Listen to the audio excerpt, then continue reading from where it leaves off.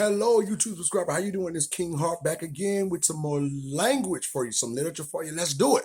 Now, I did the video the other day about Asian hate crimes, but it was actually more about Black people and how we need to get together and how we need policy and what we need because as everybody can see, I'm a Black person.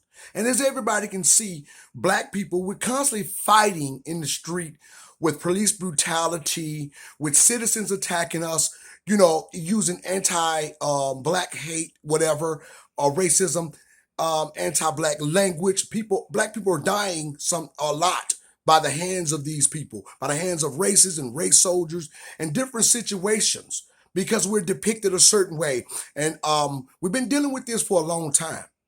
I mean, we've been dealing with this forever with racism. I mean, we went through Jim Crow, we went through, Dred Scott, whatever. We was considered slaves in the country, where now we look at things that mirror that as our history, where people talk about us. White folks have been doing it for years. The KKK was designed just to harm Black people. I mean, we went through all of that as a culture before the country really got full of other people, which are immigrants. Like we as Black people been anchored in this country. We built it. We've been here forever. All of that stuff. We done this. We were told we was the American Negro. We got a language took from us. We was beat, burned, whooped, killed because we were a resource, and that was a key to use to keep us as resourceful.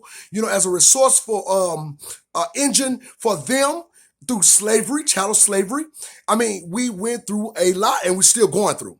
But now we here talking about what we need in terms of policy coming from this space, coming from chattel slavery and our ancestors been in chattel slavery, and then turn up to the point where, we never got what we were deserving and what our Constitution states that we should have. First of all, 40 acres and a mule, which would tie us to the business camaraderie of this society. We did not get that.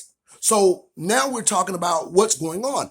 Of course, we know Black people, we walk around with a exploited, dysfunctional character in terms of the masses of us, but not all of us. Certainly, we realize that Black people are educated.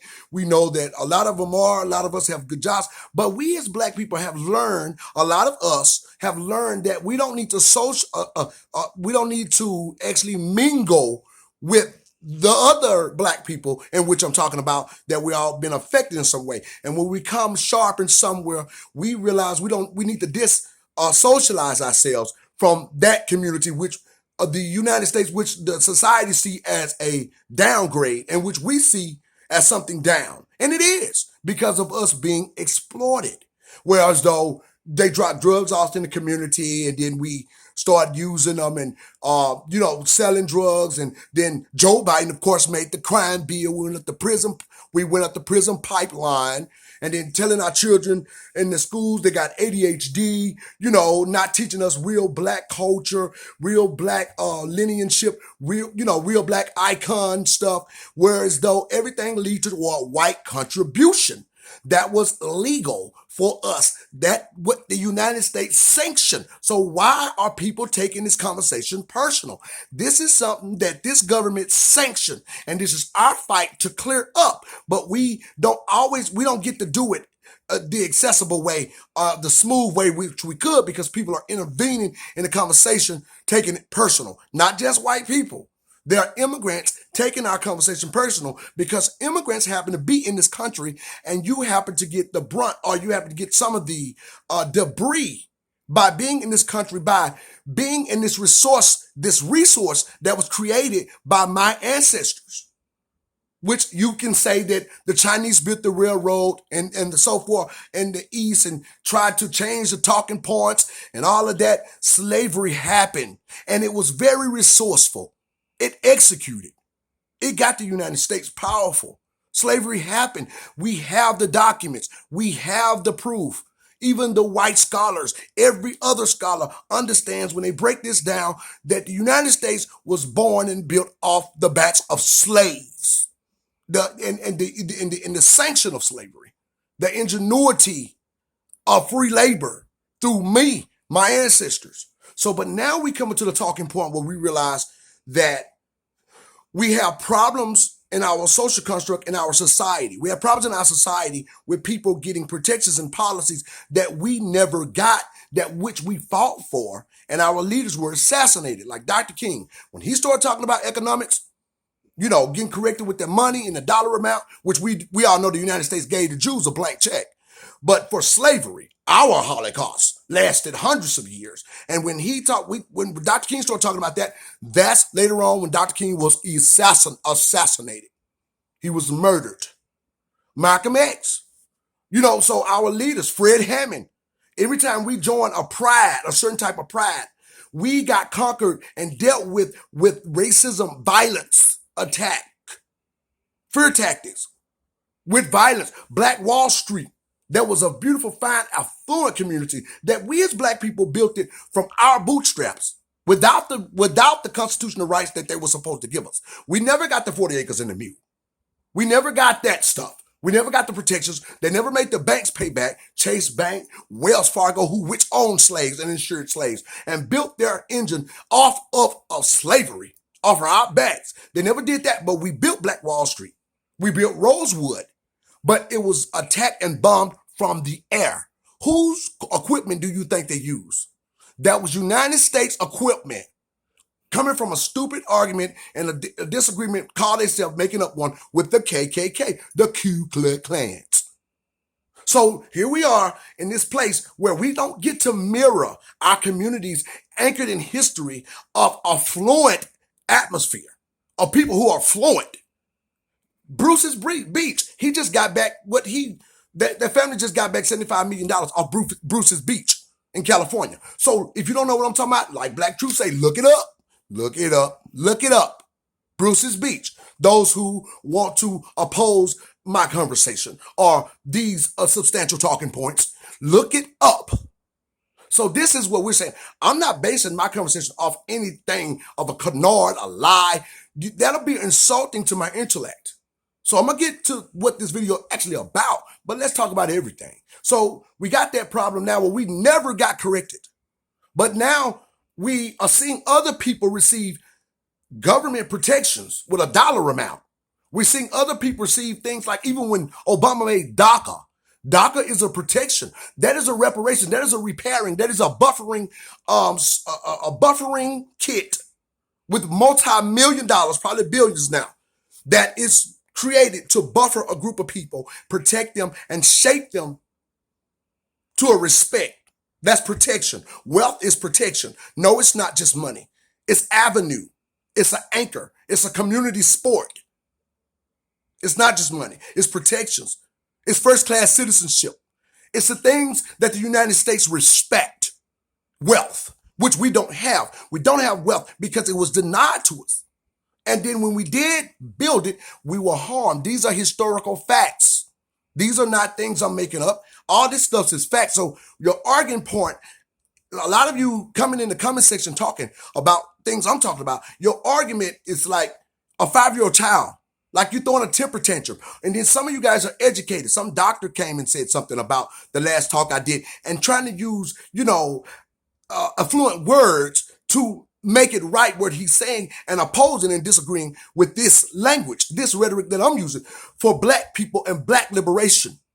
We want to be able to access the United States liberties as well as anyone else. We built this country and we deserve it.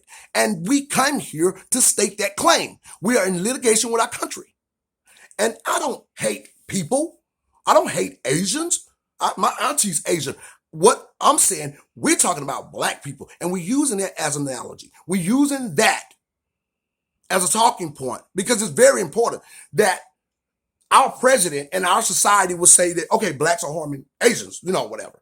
Like, let me get this straight. A lot of people came to my talking point and was talking about Asians. Let me tell you something. There's fact and proof all over the media and everywhere else that we have been harmed by Asians inside their shops, inside places like that. We don't have a protection bill according to what we suffered. Even in the past, what President Obama gave was DACA, and Black people voted him in. Now we got bamboozled and we know it. We have been plundered. We, Black people, overwhelmingly voted for Joe Biden. He's giving out protections. Billions of dollars to immigrants when they got $15,000 in their pocket, giving Asians passing bills for their hate crime. But black people are marching right now as I speak over Andrew Brown in North Carolina.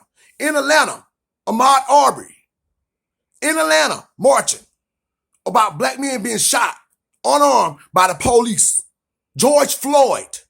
All over the world, people using our legitimized movements to get corrections for themselves or to promote themselves even. Because we understand what's going on. See, we understand we understand the science of what's going on. You pattern yourselves after first world people. But we have third world struggles as black people because we've been denied to access this country. We live under America in the majority. Now, some of us are smart enough to get ourselves and get what's afforded to us, whether it be our education, the revolutionary mindset, to walk a straight line, to be careful, to gain, to have a project. But they do not afford us that opportunity in the way in which they give it to people that come to our nation to build and to live. And this is our home, and we are natives. Black people are natives. We were born and shaped here for slavery. We did not cross over here looking for a better place or looking for another country to live. Immigrants that come to this country chose to come here. We didn't do that. We were prisoners of a war. We're not immigrants. We're the battery in the engine that built this society. That's who we literally are. And people want to say that we're another thing. There were hangings all over this country of people like me for not obeying their masters. What are you talking about? Get out of my face. You know what I'm saying? Like, there were all kinds of fear tactics used against us. Burned on a stake, pulled apart by livestock to put fear in the rest of slaves, being sold all over the country. Thousands and thousands of slaves. Thomas Jefferson owned slaves. He had to give reparations to the ones that he owned because they were able to pinpoint it. So if they were able to pinpoint slaves that Thomas Jefferson owned, and they give them reparations, where do you think all the other black people come from that's in this country that don't come from Africa and the islands? We came from descendants of slaves. We built things. You know, we are the face of entertainment. We started jazz music, you know, back right before Della Reese, who played on Harlem Nights. I know a lot of stuff about history. I study, to show myself approved. So I have an education and a self-education that will afford me these talking points. And I know who I am. Everything we do, we raise the bar on. Even though black people, we are dysfunctional, but we're shaping something different because we don't necessarily get along with Oprah. Because Oprah, she started leaning toward the dominant society and kissing up to people and defacing black people and our culture like she did Michael Jackson. I don't agree with R. Kelly if that's what he did, but like they went after him and left Harvey Weinstein alone. No one said nothing to the Catholic priests. Oprah's such a big deal. She's the front of everything. She was the queen of television. She can go after those Catholic priests was raping the boys. She shut up on that. See, we understand. We're required to have a revolutionary mindset. We are required self-preservation to even be respected. That is required among a group. And our people don't practice that because of the way we're anchored. Divide and conquer. Don't give them anything because they have power. So therefore, any one of those people that are black, that are affluent, that have learned in our institutions, colleges, they now serve us too because they don't have a power sector. They don't have a community that's powerful enough to lean on. But they're making it right for other people to do. They made the Jews whole. They made them whole. Now they're doing it for immigrants. That's what I mean. Those who come to my channel fighting for Asians. I'm not against people protecting themselves. I don't want people to get hurt, but I don't want you're not going to use us as a crock to receive it while we are in dire situation and litigation with our country with the things you receive that we need the most that have never got. You should look at that and have some moral compass and don't bite the hand that feeds you because a lot of us is the reason why you're here. We the ones support Asian businesses, black people. The Immigration Act was signed during Dr. King's regime. That's who we are. Our people got out in the street in March doing Jim Crow, got the Civil Rights Bill passed. And the Immigration Act was in it. Okay, so if you don't believe me, you look it up for yourself. That's who black people are. We legitimize movements. Yes, slavery was abolished during the Civil War because it was a business matter. And we so happen to be free from slavery, but not really, because our people went back into sharecropping. So we didn't have protections. With protections, that would have never happened. The United States failed us. So we went back into sharecropping. And then we never got our reparations. We never did. We built communities. Black Wall Street, it was burned. So we had to now, people got killed. We had to now be in a horrifying situation. Then they offered welfare to black people and told the black women that the man can't be in the house. Black men needed the help too because we were also slaves. But they saying the man need to do the work. Of course he does. But he needs the opportunity that other men get, like Indian men, Mexican men, to be buffered. Drugs wasn't there then. We could have been buffered, but then they put drugs in the community. When we were already docile and didn't have the comfortability to choose properly in terms of the country and standing citizens in the society. But we were not on drugs. We had community. We had to deal with racism then. But we were not doing drugs. Then crack got dropped off and black people started selling drugs. And then we started talking about the war on drugs and gangs were formed. But every group has a gang. Every group. I can name them. But their gangs are respected. They're organized criminals. See, I know. But when we have one, they relate us to gangster violence. You see. Because that's what you can do to people who you consider peons in terms of being respected. Who you consider peons in terms of business. But it stops here. We're exposing these talking points, putting our people together to let our people know we are reckoning with this situation amongst each other so that we can correct it. And who out there that opposes us with racist talking points or trying to say we don't know what we're talking about and trying to come, we understand where that comes from. That comes from people feeling like they can tell black people what to do. That's how you treat a slave. In the United States, the dominant society has shown other groups that black people are inferior and they get scared and they don't exist the way you do. They don't access loans like immigrants get when they get in this country because you have to have a plan when you get here. They don't want you to come here and be a bum. They want you to be a good stand-up citizen. They want you to own businesses. They want you to be in the agriculture. So they buffered you there. DACA is a protection to keep you in agriculture and doing things and growing in our society and making our society stand up so you have money to access that and groom yourself through our president, through our tax dollars. But we ain't received no reparation package. We haven't received no corrections to buffer ourselves. But you say, well, black people, you had time to do it. You had this and that. We was and we are doing it. We built Black Wall Street. It was bombed from the air. You understand? Then we turn around, we got the Jim Crow, we got the Civil Rights passed, where immigrants were even helping, were able to do better. Welfare is an insult. We shouldn't have took that. The only thing that I say black people not doing, we're not standing up and we divide it. We have to stand together. We have black icons. We have black leadership that can stand and promote ourselves in a way which the country itself have to respect us. The society have to respect us. Power is taken. It's not given. And there's a way to take it. But we have to have unity. And while I'm trying to get my people to unify and we're trying to get our people to unify, ringing our bell, we don't need other people coming in here making talking points and disagreeing with what we're saying. Well, it don't have nothing to do with you. The only thing it has to do with you is that you live in this country that slaves built and slaves haven't received their due. And you owe a debt if you're here in the country benefiting from this first world nation, the United States, and all her liberties. Because my blood and my bones is what this made this country sprout muscle. We are the flesh and the bones that made this country sprout muscle. And that means businesses that use slaves and didn't never pay it back. Institutions. That's what we're talking about.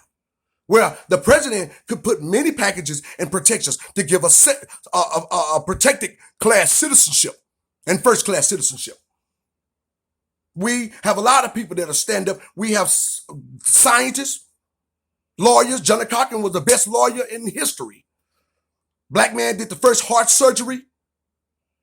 So you can't say we have a low IQ and talk down to me and tell me what I don't talk about. Coming on my channel, a lot of you guys, I'm just blocking you. But you have to talk reasonably because you're an insult to your own intellect when you speak in opinions all the time and don't use factual talking points. Slavery was real, and I am an heir of slaves. And people benefit from who I am and was, and my grandparents and stuff. Even a lot of us got mulatto people because they didn't respect the fact that my grandmother was owned by her mistress, or the slave's mistress. And then my great grandfather was born, and then later on me, and I got this pigment. I don't really look African. I'm the American Negro. I belong to this country. I'm one of the United States children who created the liberties through my blood lineage, through my family.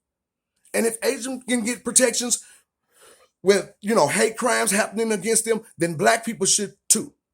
We should have been got it because there's definitely a lot of racism concerning black people. You cannot deny that.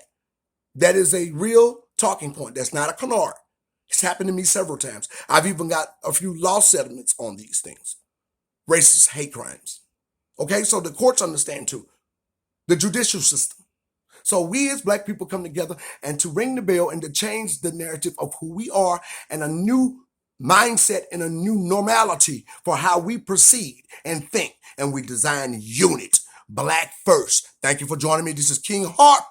And it is uncompromising. And I appreciate the Professor Black Truth. And I appreciate the Black Authority and all black thought leaders out there. Thank you for joining me.